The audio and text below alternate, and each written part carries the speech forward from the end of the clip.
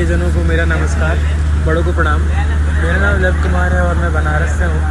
और बनारस में रहते हुए मुझे 3 से 4 साल हुए हैं। और इस वीक मैंने बहुत सारा खुद की इच्छा से बनारस को ढूंढा है और जानने की कोशिश करी है कि बनारस क्यों इतना लोग आते हैं और क्यों इतना पुराना शहर जो है अपने अस्तित्व के वजह से पूरे संसार का अध्यात्म का केंद्र बना हुआ है। अगर हम बात करें बनारस की, इसके बहुत सारे नाम हैं। बनारस को हम कहते हैं चमकता हुआ शहर।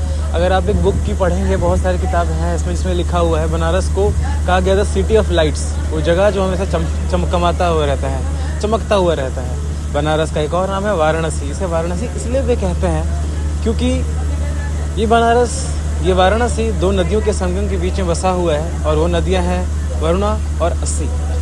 अब जब हम जाएंगे अस्सी घाट के पास तो वहाँ हम देखेंगे कि वहाँ पे एक नदी निकलती है, इसका नाम अस्सी है और आकर के वो गंगा जी में मिलती है।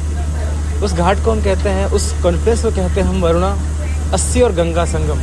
और जब आप बनारस के सारे 84 घाट पे जाएंगे तो आप वहाँ पे देखेंगे कि एक दैविक नदी है वरुणा जो आकर गंगा जी से मिलती है। इस प्रकार यहाँ पे वरुणा नदी का संगम होता है और इस प्रकार इसी दोनों संगम के बीच की जगह को हम बोलते हैं वाराणसी। मतलब जो क्षेत्र वरुणा और अस्सी संगम के बीच में है उसे कहते हैं वाराणसी।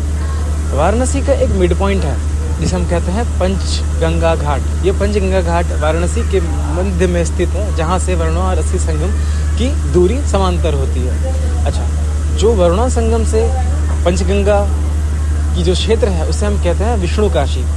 उस क्षेत्र में आपको भगवान विष्णु के मंदिर ज़्यादा मिलेंगे। आपको उधर मैक्सिमम ज़्यादा से ज़्यादा विष्णु भगवान के फॉलोअर्स दिखेंगे। और पंचगंगा घाट से लेकर के अस्सी संगम तक आपको उस क्षेत्र को कहते हैं शिव काशी। वहाँ पे आपको मैक्सिमम शिवाइट्स मिलेंगे और शिव भगवान के मंदिर ज़्यादा मिलेंगे।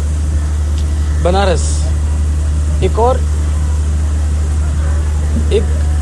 फिलोसोफर थे, एक टूरिस्ट थे, एक जाने माने लेखक थे, मार्क ट्वेन। उन्होंने कहा था कि Banaras is as older than the history itself. आप जितने ही पुराने शहर को देखें, चाहे वो इजिप्ट हो, चाहे मेसोपोटामियन सिविलाइजेशन हो, चाहे जेरूसलम हो, बनारस उससे भी पुराना है। और यहाँ पे उससे पुराने होने की यहाँ पे साक्ष्य प्रस्तुत है।